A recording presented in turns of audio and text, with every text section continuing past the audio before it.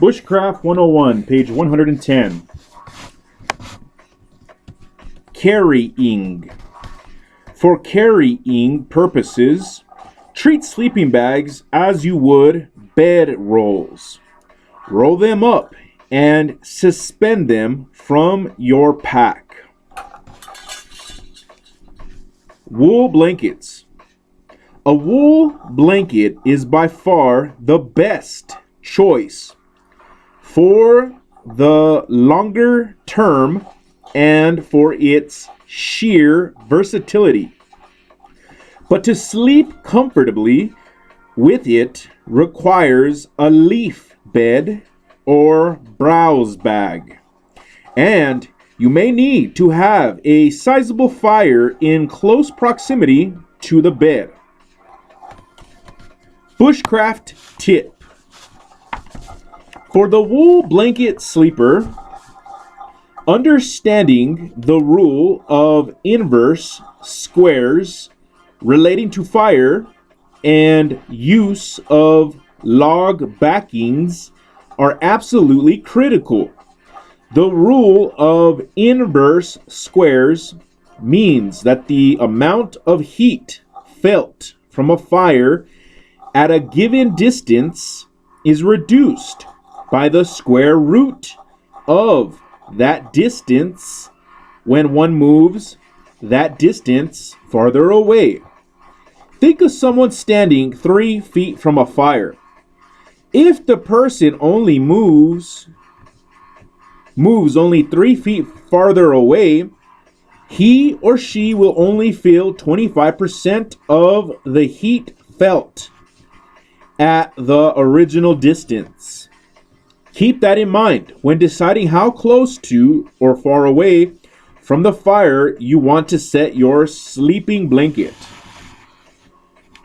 Many people argue that modern wool mix blankets will keep you warm and dry while in the woods.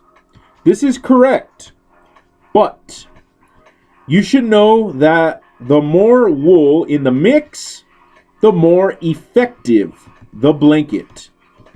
Blankets made of 100% wool are water resistant, flame retardant, and warm, and retain about 70 to 80% of their insulate value, even when wet.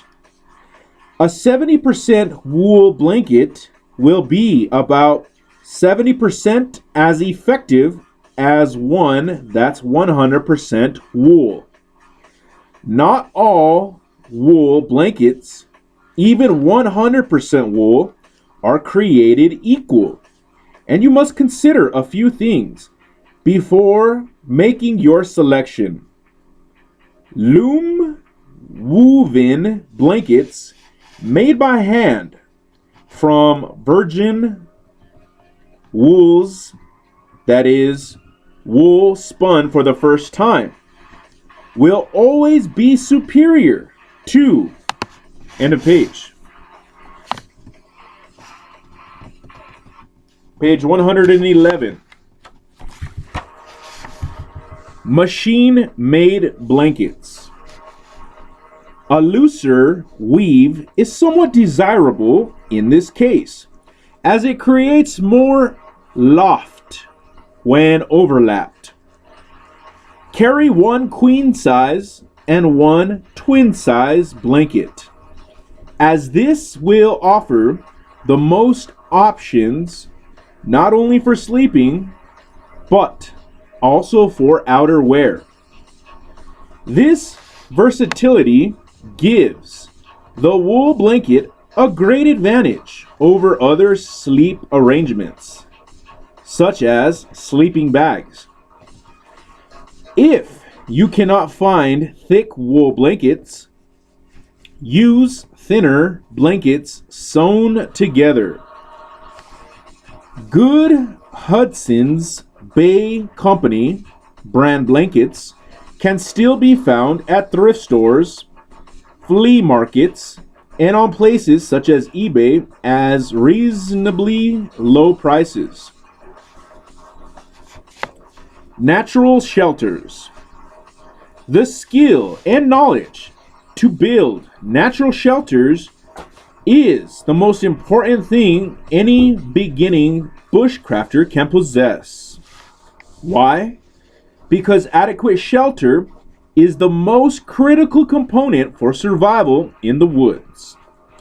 You can carry many things easily on your person, even without a pack, the loss of which would be at least as serious inconvenience. Cutting tools, combustion devices, and containers can easily be attached to your belt, and cordage can be salvaged or carried in your pockets as well. But adequate shelter is another story. If for any reason you lose your shelter or it becomes damaged, you must know how to construct one using the materials you have. There are many forms of natural shelters you can construct if you are without a decent tarp or net or tent. However, understanding what type of shelter to build and what materials to use is the key to controlling conduction, convection, and radiation. When building any natural shelter, the first consideration is the structural material that is available and workable in the area. Deadfall materials have the least impact on the environment, take the least physical effort, and are the least time consuming to gather. However, you must ensure that they are structurally safe. Though they are dead, they may need to support considerable weight by the time you are finished. Any main supports, which should be at, in a page.